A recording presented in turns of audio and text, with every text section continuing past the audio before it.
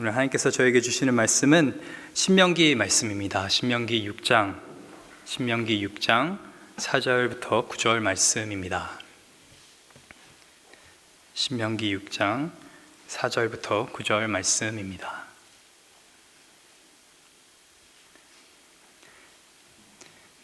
찾으셨으면 저희 한 목소리로 4절부터 읽도록 하겠습니다. 이스라엘아 들으라. 우리 하나님 여호와는 오직 유일한 여호와이시니 너는 마음을 다하고 뜻을 다하고 힘을 다하여 내 하나님 여호와를 사랑하라. 오늘 내가 내게 명하는 이 말씀을 너는 마음에 새기고 내 자녀에게 부지런히 가르치며 집에 앉았을 때에든지 길에 갈 때에든지 누워있을 때에든지 일어날 때에든지 이 말씀을 강론할 것이며 너는 또 그것을 내 손목에 메어 기호를 삼으며 내 미간에 붙여 표로 삼고 또 내 집 문설주와 바깥 문에 기록할지니라. 아멘. 네, 저희 교회에 정말 하나님께서 주신 귀한 비전이 밖으로는 해외 선교, 안으로는 자녀 선교입니다. 제가 한 5년 전에 제 신학교를 졸업하고 나서 이제 사역할 교회를 찾고 있었습니다. 그래서 여러 가지 교회를 리서치하고 또 찾던 중에 저희 교회 홈페이지를 보게 됐었는데 저는 이 표어가 너무나 좀 이상했습니다. 해외 선교를 한다는 말은 제가 많이 들어봤는데 자녀 선교라는 표현을 쓰는 교회는 그렇게 많지 않습니다. 보통 자녀 하면은 이제 교육, 또 양육 그런 표현들을 많이 쓰는데 이제 밖으로는 해외 선교, 안으로는 자녀 선교라는 그 뜻이 뭘까라고 이제 되게 궁금해하면서 저희 교회에 왔던 기억이 있습니다. 그런데 저희 교회에서 사역하면서 점점 이 구호의 뜻이 뭔지를 제가 깨달아가고 있습니다. 이 자녀를 선교한다는 것은 결국에 자녀를 믿음 가운데 들어오게 한다는 것이죠. 자녀를 제자 삼는다는 것입니다. 해외 선교하는 것만큼 저희는 자녀 선교하는 것을 우선순위로 이제 둔다는 그러한 말입니다. 또한 무슨 말이냐면은 자녀를 키우는 것이 결코 쉬운 일이 아니라는 뜻입니다. 저희가 해외 선교를 생각하면은 물론 그 안에 큰 은혜와 또 능력이 나타나긴 하지만은 또 많은 어려움들이 있지 않습니까? 선교제에 나갔을 때 많은 선교사님들이 여러 가지 기도의 요청들, 그 선교제에 필요한 것들 저희가 들으면서 결코 이제 해외 선교하는 것이 쉽지만은 않구나라는 것을 제가 깨닫게 되는데 결국에 이 가정이 나의 자녀가 선교지이고 선교의 대상이라는 것을 말하고 있는 것입니다. 시편 127편 3절에 보면은 이 자식들은 여호와의 기업이요라는 표현을 쓰고 있는데 표준 세번역을 보게 되면은 자식들은 주님께서 주신 선물이라고 성경은 기록하고 있습니다. 그런데 문제는 가끔 이 하나님께서 우리에게 주신 이 귀한 선물이 진짜 선물인지 아니면은 나를 골탕 먹이려고 주는, 가끔씩 저희 친구들이랑 선물을 주고받을 때 생일날 좀 짓궂은 선물을 보낼 때가 있는데 그런 선물을 하나님께서 보내주신 건 아닐까 하고 좀 의아해할 때가 있습니다. 그래서 오늘 저희가 신명기 말씀을 통해서 다시금 우리가 왜 안으로는 자녀를 선교해야 되는지, 또 하나님께서 우리에게 허락하시는 하나님의 자녀 선교의 전략이 무엇인지를 한번 살펴보기를 원합니다. 그에 앞서서 어떤 분들은 나는 이제 애를 다 키웠는데 내 자녀는 이제 곧 이제 환갑이 될 거고 아니면 이제 내 자녀가 애가 있고 그러신 분들이 있으실 텐데 걱정하지 마시기 바랍니다. 왜냐하면 이 자녀 선교를 통해서 저희가 배우는 여러 가지 진리들이 해외 선교에도 적용될 수가 있고 국내 선교에도 적용이 될 수가 있습니다.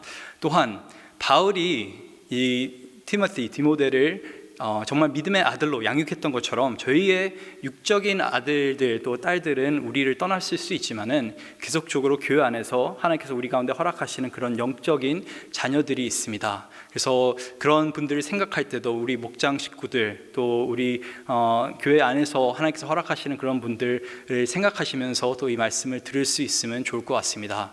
그리고 무엇보다도 이 자녀 선교의 이 전략을 우리가 이해하게 된다면은 하나님의 마음을 저희가 이해하게 될 줄 믿습니다.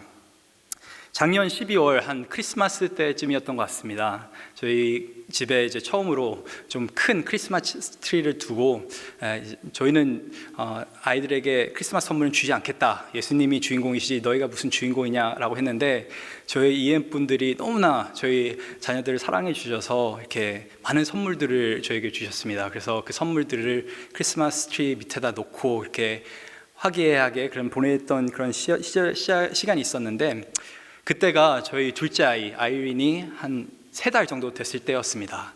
아직 밤낮이 바뀌지도 않고 계속 배고프다고 짜증난다고 울던 그런 시절이고, 또 연말이라 여러 가지 바쁜 행사들이 많아서 여러 가지로 정신이 없던 그런 시간이었습니다. 그런데 엎친 데 덮친 격으로 저희 첫째 아이가 스토맥 바이러스가 걸렸습니다. 장염을 앓게 된 것이죠. 그래서 뭘 먹든지 계속 토하는 것입니다.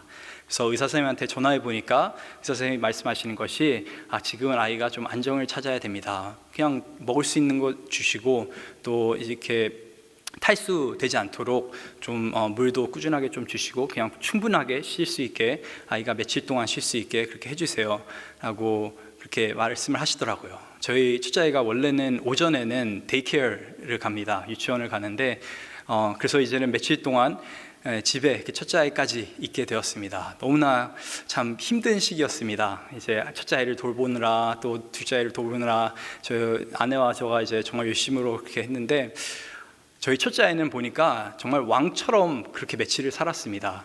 먹을 수 있는 거 없으니까 아빠 엄마가 이제 자기가 먹을 수 있을 것 같다 하는 건 다 갖다 주는 거죠. 그래서 뭘 먹을 수 있겠냐 하니까 과자를 먹을 수 있을 것 같다는 겁니다. 그래서 과자를 갖다 주니까 또 조금씩 먹어요. 크래커를 먹을 수 있을 것 같다 하니까 또 크래커도 갖다 주고, 초콜릿을 먹을 수 있을 것 같다 하니까 의사 선생님이 그래도 뭐라도 먹는 게 좋다고 했으니까 좋습니다. 그러고 나서 또 안정을 취해야 되는데 심심하다는 것입니다. 그래서 또 뭘 보여드려야죠. 그래서 이 아이들이 좋아하는 그런 동영상도 이제 많이 보여주고, 최대한 아이가 안정을 찾도록 그렇게 했는데, 며칠 지나고 나니까 몸은 회복이 됐는데 이 애의 정신이 회복이 되지가 않았습니다. 아직까지도 이 아이는 자기가 왕처럼 부모가 모든 것을 들어줄 거라고 생각을 하면서 그렇게 살았던 거죠. 그래서 툭하면 짜증을 내고, 툭하면 불만을 표시하고, 왜 아빠 이거 안 하냐고, 엄마 이거 안 해주냐고 그렇게 말을 하는 것입니다. 그래서 제가 성경 말씀에 의거해서 드디어 뭔가 조치를 취해야겠다라고 생각을 했습니다. 너 위에 우리 부모라는 그 권위를 하나님께서 우리 세워주셨다. 부모에게 순종하는 것이 어떤 모습인지를 내가 보여주겠다라고 해서 진지하게 몇 번 화장실로 데리고 와서 진지한 대화를 나눴습니다. 도저히 애를 때릴 수는 없고 진지한 대화를 나눴는데, 애가 3살입니다. 뭘 알아듣겠습니까? 그래서 몇 번을 시도했는데 잘 말을 듣지 않는 겁니다. 그래서 조금 얘에게 자극을 줘야겠다라고 해서 제가 그냥 불현듯이 쓰레기 봉지를 잡았습니다. 그리고 그 크리스마스 트리 아래 있던 모든 선물들을 담았습니다. 그리고 다른 봉지에는 이 아이가 좋아하는 장난감을 다 담았습니다.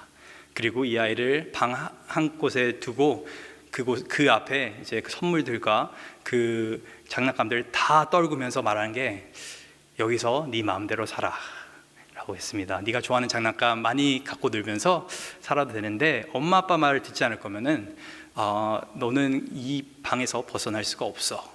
네가 원하는 것을 하고 싶은 이 방에 있고, 아빠 엄마 말을 들으려면 넌 거실로 나와서 우리와 화목하게 살자. 저는 이게 굉장히 성경적이라고 생각했습니다. 그렇죠? 아담과 하와가 죄를 범했을 때 하나님께서 어떻게 하십니까? 이제 그 관계를 단절시키겠다고 이제 그 단절이 일어나게 되는 것이죠. 저희 아이가 어떻게 대답했을까요?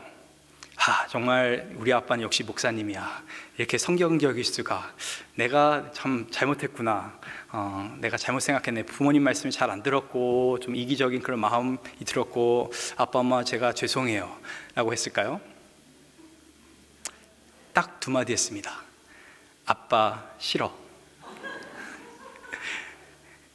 처음으로 그 말을 들었습니다. 3살인 애한테. 그래서 속으로 생각했던 게, 내가 뭘 그렇게 잘못했나. 내가 너를 먹이고 입히고 재워주고 모든 걸 쏟아붓는데, 그리고 이 바쁜 와중에도 널 돌보랴, 내 동생 돌보랴 이렇게 쏟아붓고 있는데 아빠 싫어라는 말을 들으니까 너무나 마음이 무너지더라고요. 그래서 저는 나름대로 이제 18년 동안 청소년 사역을 했습니다. 10년 동안 저는 이제 발런티어로, 또 교사로서 정말 할 수 있는 건 다 하면서 청소년 아이들을 섬겼고, 제가 이제 청소년 시절에 하나님을 인격적으로 만났기 때문에 그렇게 섬겼고, 또 그 후에는 8년 동안 지금 계속해서 청소년 사역하고 있습니다. 그러면서 많은 청소년 아이들을 만났고 또 힘들어하시는 부모님들을 보면서 상담도 했었고 또 책도 많이 읽었었고, 그래서 내 자녀를 키울 때는 어느 정도 준비가 되어 있겠거니 생각했는데 이론과 이 실천은 다르더라고요. 그래서 막상 그런 경험을 하게 되니까 이제 앞이 하얗게 그게 됐습니다. 뭐가 잘못된 것일까요? 어디서부터가 이게 삐끄덕했던 것일까요? 그날 제가 배운 교훈이 이겁니다. 자녀를 키운다는 것은, 정말 말씀대로 성경적으로 자녀를 키운다는 것은 그냥 힘든 일이 아닙니다. 불가능한 일입니다. 오늘 본문 7절에 이렇게 모세가 이스라엘 자손들에게 말을 합니다. 내 자녀에게 부지런히 가르치며 집에 앉아있을 때든지 길을 갈 때든지 누워있을 때든지 일어날 때든지 이 말씀을 강론할 것이며, 여기서 이 말씀을 강론할 것이며 라는 이 이야기를 듣고 많은 분들이 이 성경이, 그래, 부모가 자녀에게 성경 공부를 시켜야 된다, 또 큐티 어떤 훈련을 시켜야 된다, 물론 다 맞는 말입니다. 근데 그거보다는 조금 더 포괄적인 어떤 내용을 저는 담고 있다고 생각을 합니다. 먼저 저희가 여기서 봐야 되는 것은, 먼저 부모의 사명은 자녀를 가르치는 것입니다. 저희는 CEO처럼 어떤 우리의 자녀를 조종하는 그런 사람들이 아닙니다. CEO는 어떤 일을 합니까? 무슨 일이 있으면은 이 사람에게 일을 나눠주고 저 사람에게 일을 나눠주고, 그래서 우리가 자녀 양육할 때 어떻게 많은 부모님들이 하냐면은, 공부를 가르쳐야 되면은 이제 선생님을 찾고, 또 태권도를 배우려면 또 태권도 사범님을 찾고, 또 이렇게 많은 경우에 저희가 해야 될 그런 일들을 다른 사람들에게 잘 나눠줍니다. 물론 그럴 필요가 있는 분야도 있는 것이죠. 제가 피아노를 못 치는데 우리 아이가 피아노를 치고 싶다 하면은 당연히 도움을 줘야 되는데, 이 영적인 부분에서만큼 성경은 뭐라고 말하냐면은 부모가 책임지라고 말하고 있습니다. 이 자녀를 교육하라, 가르치라는 이 명령은 누구한테 주고 있냐면은 교회에게 먼저 주고 있는 것이 아니라, 교사에게 먼저 주어지고 있는 것이 아니라 부모가 밤낮으로 자녀를 가르치라고 그렇게 오늘 본문은 말하고 있는 것입니다. 그러면 도대체 뭘 저희가 가르쳐야 되는 것일까요? 오늘 본문 4절 한번 살펴보도록 하겠습니다. 이스라엘아 들으라 라고 하는데, 이 들으라 라고 하는 이 히브리어 동사가 뭐냐면 쉐마입니다. 그래서 많은 분들이 아마 들으셨겠죠. 쉐마 교육이라고, 유대인들의 어떤 자녀 교육 방식입니다. 뭐냐면은 유대인들은, 우리의 자녀들은 우리가 집안에서 교육시킨다. 그래서 이 신명기 6장 4절과 5절 말씀을 밤낮으로 이 부모님들은 자녀들에게 가르친다고 합니다. 그리고 이 유대인 아버지들은 계속적으로 또 말씀 훈련을 자녀들에게 시키는데, 이 쉐마라는 이 동사는 단순하게 귀로 듣는 어떤 행위가 아니라, 귀로 듣고 뭔가를 마음에 새기는, 결국에 우리가 듣고 순종까지 이르게 하는 그런 동사입니다. 그럼 모세는 백성들에게 지금 들으라 이스라엘이라고 말하고 있는데, 무엇을 들으라고 말하고 있습니까? 우리 하나님 여호와는 오직 유일한 여호와이시니 너는 마음을 다하고 뜻을 다하고 힘을 다하여 내 하나님 여호와를 사랑하라. 오늘 내가 내게 명한 이 말씀을 너는 마음에 새기고 내 자녀에게 부지런히 이것을 가르치며 이 말씀을 강론할 것이며. 결국에 이 본문 신명기 말씀, 이 쉐마 본문에서 말하고 있는 이 말씀을 가르치라고 하는 것은 그냥 단순하게 성경 공부를 시키라는 말이 아닙니다. 뭘 말하고 있냐면은, 너의 자녀를 훈련시키는데, 가르치는데 어느 정도로 훈련시키냐면은, 이 아이가 하나님만이 유일한 하나님 되심을 알고, 또 이 아이가 전적으로 하나님만을 사랑할 수 있는 아이가 되게끔 너는 하라. 그게 바로 부모에게 주어진 하나님의 미션입니다. 이것이 쉬울까요? 어려울까요? 대단히 어렵습니다. 왜냐하면은 어떤 행위를 말하는 거면은 우리가 때려서라도 고칠 수가 있습니다. 아니면 당근을 줘서라도 아이에게 어떤 좋은 행위를 우리가 받을 수 있는데, 하나님께서 명하시는 것은 아이의 마음을 바꾸라고 하나님께서 말씀하고 계시는 것입니다. 이 아이가 정말 마음을 다하여서, 뜻을 다하여서 온 인격적으로 하나님을 사랑할 수 있도록 너는 이 아이를 가르치라고 하는 것이 바로 부모에게 주신 하나님의 어떤 사명입니다. 이것이 자녀 선교입니다. 어떤 부모님들은 이 자녀가 좋은 대학교 가고 좋은 직장 가고 그래서 편안한 인생을 사는 것을 이제 최종 목표로 삼는 부모님들이 계십니다. 물론 그랬으면 좋겠죠. 아이가 고생하는 것보다는 정말 안정된 삶을 사는 것이 좋습니다. 어떤 부모님들은 그런 좋은 학위 다 필요 없어, 착하게만 살아다오, 일만 저지르지 말고 살아다오라고 하는 어떤 도덕적인 방식으로 가르치시는 부모님들이 있는데, 여러분의 자녀들이 만약에 도덕적인 삶을 살고 정말 좋은 직장에 가서 좋은 삶을 산다 하더라도 여러분의 자녀가 하나님을 전심으로 사랑하지 않는다면, 또 하나님만이 유일한 신이 되신다는 것을 알지 못한다면 저와 여러분 부모로서 실패한 것입니다. 하나님이 부모에게 주신 이 명령, 대단히 어려운 명령인 줄 믿습니다. 어려운 정도가 아니라 불가능한 것이죠. 두 가지 이유가 있습니다. 왜 이 명령이 불가능한 것일까요? 왜 자녀의 마음을 바꾸는 이 명령이 우리의 힘으로는 불가능한 것일까요? 첫째, 자녀들은 모두 다 죄인이기 때문에 그렇습니다. 저 여기서 아멘 소리 많이 들을 줄 알았는데, 우리의 자녀들은 한 명도 빠지지 않고 다 죄인입니다. 아이가 UVA를 갔든 하버드를 갔든 예일을 갔든, 아이가 뭐 정말 4.0 GPA로 졸업을 했든, 아이가 계속적으로 교회를 다녔든, 우리 아이들은 다 태어났을 때부터 죄인들입니다. 가끔 청소년 아이들이 방황할 때 부모님들이 그렇게 말씀하십니다. 얘가 어렸을 때 너무나 이뻤는데, 너무나 사랑스러웠는데, 너무나 착한 아이인데 친구들을 잘못 만났습니다. 아니면 상황이 잘못돼서 나쁜 물이 들어가지고 얘가 원래 그런 애가 아닌데 지금 이렇게 방황하고 있습니다라고 말하는데, 성경적으로 봤을 때 그 애는 지극히 자기의 어떤 속성대로 행동을 하고 있는 것입니다. 죄된 본성을 가지고 행동하고 있는 것입니다. 우리 아이들이 겉으로는 이쁠 수 있고 귀여울 수 있습니다. 하지만 뼛속에는 이들은 뿌리 깊은 죄가 내면 속에 존재한다는 것을 부모로서 저희는 절대 잊어서는 안 됩니다. 우리가 지금 양육하고 있는 그 대상이 죄인들이라는 것을 잊으면 안 됩니다. 단순하게 조금 잘 훈련시키면 착하게 살아갈 애들이 아니라, 이 애들은 내면부터 변화가 필요한 그런 죄인들입니다. 잠언 22장 15절 말씀을 보면은 자녀의 마음 가운데 뭐가 있냐면은 미련한 것이 얽혀 있다고 성경은 말합니다. 근데 잠언 말씀 가운데서 이 미련한 자, folly인데 영어로는 미련한 자가 뭐랑 대조되냐면은 지혜로운 자. 근데 지혜로운 자는 어떤 자입니까? 하나님을 경외하는 자가 지혜로운 자입니다. 즉, 자녀 마음 가운데 미련함이 얽혀 있다는 말은 하나님을 경외하지 않는다는 것입니다. 왜 부모에게 너는 너희 자녀에게 하나님을 전심으로 사랑할 수 있도록 하나님만이 유일한 신이 된다는 것을 가르치라고 하나님께서 명령하시겠습니까? 그렇게 하지 않기 때문에 그렇습니다. 본성적으로 우리 자녀들은 하나님을 사랑하지 않고 누가 가르쳐주지 않으면은, 누가 제자 삼지 않으면은 이 아이들은 절대로 하나님을 사랑하며 살지 않을 것입니다. 그렇기 때문에 우리는 미션을 가지고 우리 자녀들을 키워야 되는 것입니다. 사춘기에 자녀가 방황한다는 것은 그건 단순하게 호르몬 때문에 그런 것이 아닙니다. 물론 호르몬이 상황을 더 악화시키는 것이죠. 하지만 호르몬이 뭘 자극하고 있냐면 그 아이 안에 있는 내면 깊이 있는 죄를 자극하고 있는 것입니다.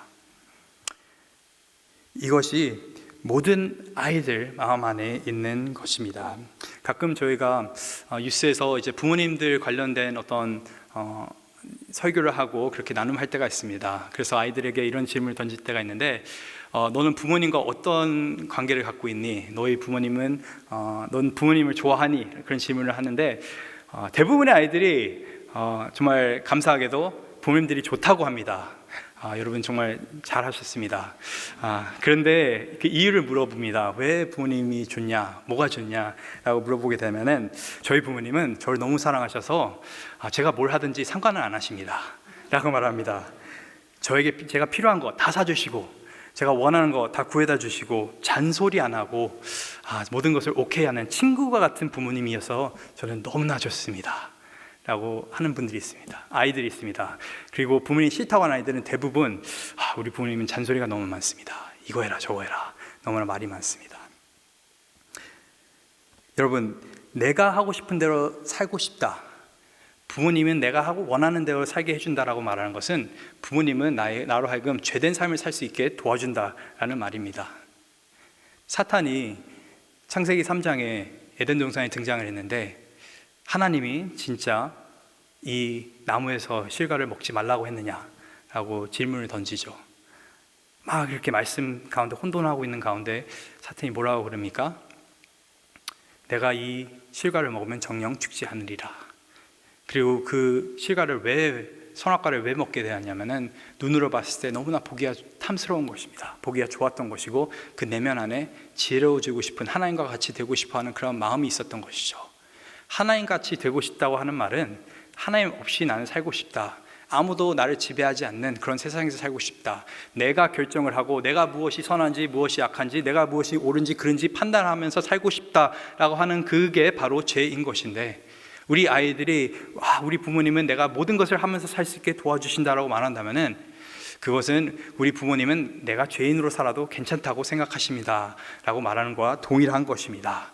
가끔씩은 여러분 자녀가 좀 어려운 대화를 해야 할 필요가 있습니다. 이것은 옳지 않다는 것을 가르쳐 줄 필요가 있습니다. 그런 기준을 세워주지 않는다면은 우리 아이들은 절대로 하나님의 기준을 배우지 않을 뿐만더러 세상의 기준을 배우게 됩니다. 어떤 부모님들은 그렇게 말씀하시더라고요. 제가 가르치지 않으면 누군가는 가르쳐 주겠죠.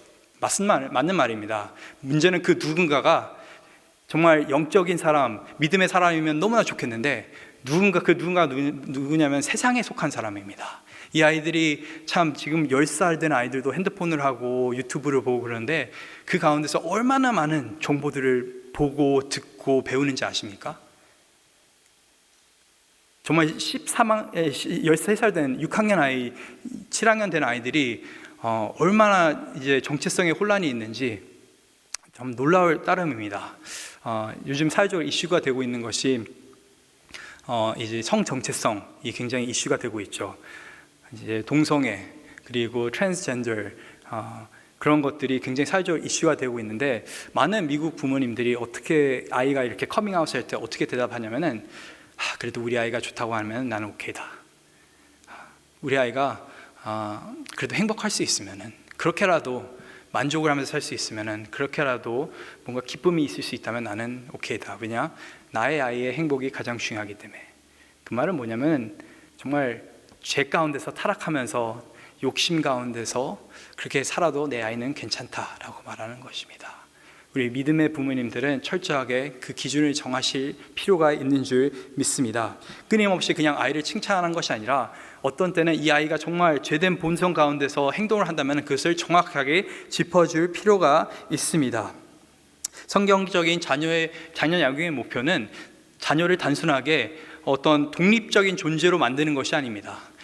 많은 부모님들이 그렇게 생각하시는데, 성경이 말하는 부모의 어떤 역할, 부모의 자녀 양육의 목표는 뭐냐면은 독립이 아니라 하나님께 전적으로 의존하는 그런 자녀를 만드는 것이 성경의 목표입니다. 그래서 이 아이가 다 컸을 때 그냥 그래, 난 내 혼자 힘으로 살 수 있어, 내 혼자 힘으로 모든 것들을 하면서 세상을 누리면서 살 수 있어, 이렇게 아이가 생각한다면 우리는 실패한 것이죠. 그런데 이 아이가 졸업하고 대학교 가서 정말 내가 우리 부모님이 말씀하셨던 것처럼 인생을 살아보니까 하나님 없이는 안 되겠더라, 하나님 의지 않고는 이 세상 살 수 없겠더라고 그렇게 아이가 느끼게 된다면 그건 성공한, 어떻게 보면은 어떤 양육인 것이죠. 그래서 이런 은혜가 우리 가정 가운데 있길 원합니다. 우리 아이가 죄인이라는 것이 점점 드러나는 그런 은혜가 있기를 원합니다. 근데 이거보다 더 큰 문제가 있습니다. 자녀가 죄인인 것도 문제인데 두 번째 문제는 뭐냐면 부모가 죄인이라는 것입니다. 아멘입니까? 아멘 소리가 좀 작은데요. 모든 부모는 다 죄인입니다. 한 명도 빼지 않고요. 저를 포함한 한 명도 빼지 않고 다 죄인입니다. 어떤 분들은 그렇게 말씀하시더라고요. 우리 자녀와의 문제는 정말 우리 아이가 문제입니다. 저는 정말 열심히 믿음대로 살고 있는데 우리 아이가 정말 너무나 문제인 것이죠. 그런데 제가 이제 아이를 키우면 키울수록 발견하는 것이 저는 굉장히 거룩한 사람인 줄 알았는데 절대로 그렇지 않다는 것을 배우고 있습니다.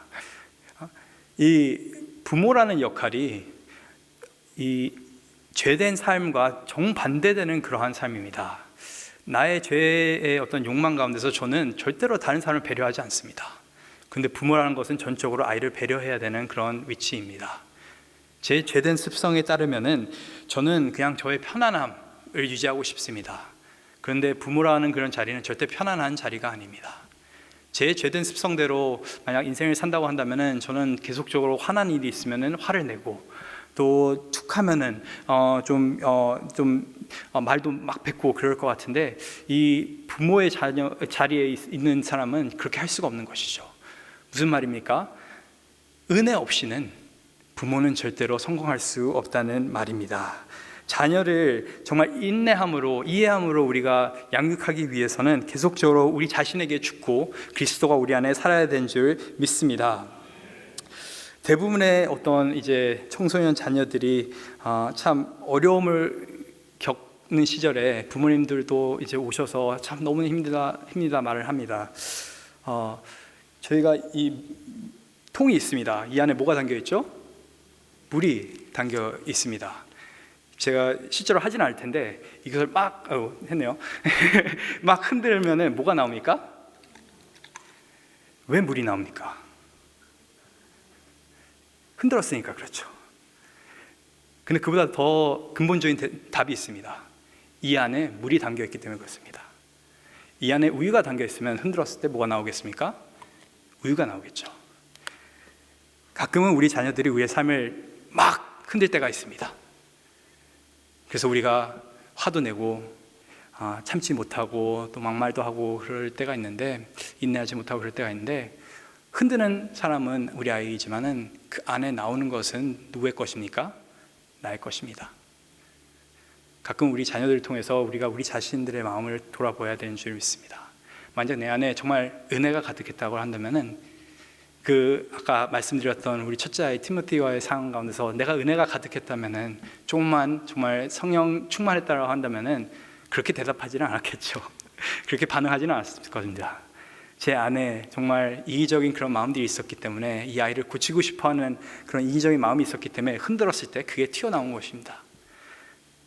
부모라는 존재가 그렇습니다. 하나님의 은혜 없이는 절대로 이 죄된 아이를 키울 수가 없는 것이죠.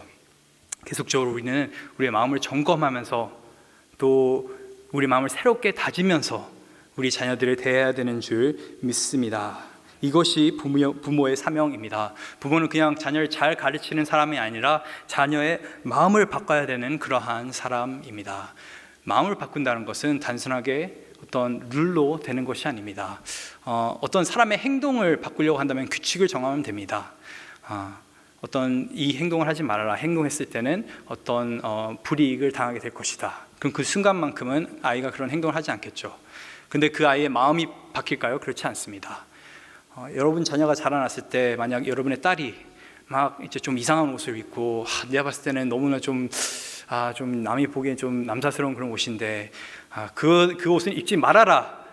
내가 부모니까 내가 정해줄게. 무릎 밑으로 내려오는 치마, 어깨는 가리고, 이것이 규칙이다라고 말하면은 그 청소년 시절에는 아이가 지키겠죠. 그런데 대학교 가자마자 그 아이는 어떤 옷을 입을까요? 바로 부모가 입지 못하게 했던 그 옷을 입을 것입니다. 그런데 그 상황 가운데서 왜 그렇게 좀 옷을 좀 이렇게 단정하게 입는 것이 중요한지, 부모와 진지한 대화를 나눴다면은, 하나님 앞에 우리의 몸이 거룩한 성전이고, 또 다른 사람이 봤을 때 나는 단순하게 어떤 대상이 아니 그냥 어떤 인간이 아니라 정말 하나님의 형상이고 예수님을 나타내는 그런 존재라는 것을 우리 아이가 각인됐다고 한다면은 대학교 와서도 아마 그런 옷을 입지 않을 것입니다. 무슨 말입니까?